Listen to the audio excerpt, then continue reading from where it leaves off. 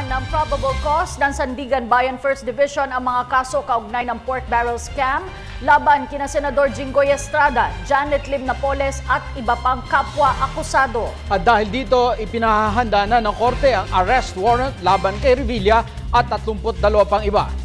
Ibinasura kanina ang mosyon ni Revilla at iba pa na ipagpaliban ang pagdinig sa mga kaso. Nag-uuna si Sweden Velado mula sa Sandigan Bayan, live. Yan pa ng ating Weather Bureau kung kailan ba ipapasok. Magandang hapon sa inyo dyan, Ralph. Bandang alas 3:30 naglabas na ng resolution for determination of probable cause ang 1st Division ng Sandigan Bayan laban sa kampo ni Senador Ramon Bong Revilla Jr. Nakasaad sa unang pahina na, I quote, "It appears that sufficient grounds exist for the finding of probable cause for the purpose of issuing a warrant of arrest against the accused charged in the instant cases." End of quote.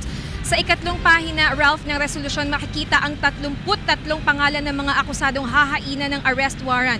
Ang unang 3 pangalan ay kina Senador Ramon Revilla Jr., Richard Cambe at Janet Lim Napoles.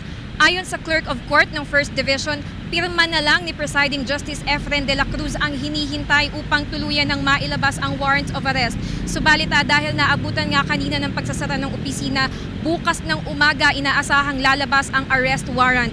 Kanina ay nakatanggap tayo ng balita na kusa ng susuko sa Sandigan Bayan si Revilla. Sa ngayon ay hinihintay niya na lang din sa kanyang tahanan sa Cavite na mapirmahan ang warrant of arrest bago pumunta dito sa Sandigan Bayan.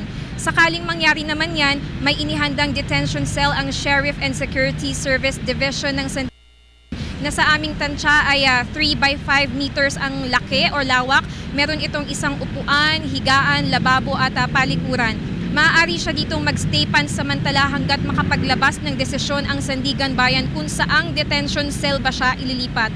Samantala, bukas ay nakatakda ring dinggin ang motion to dismiss proceedings ng kampo naman nila Senador Jinggoy Estrada at Juan Ponce Enrile.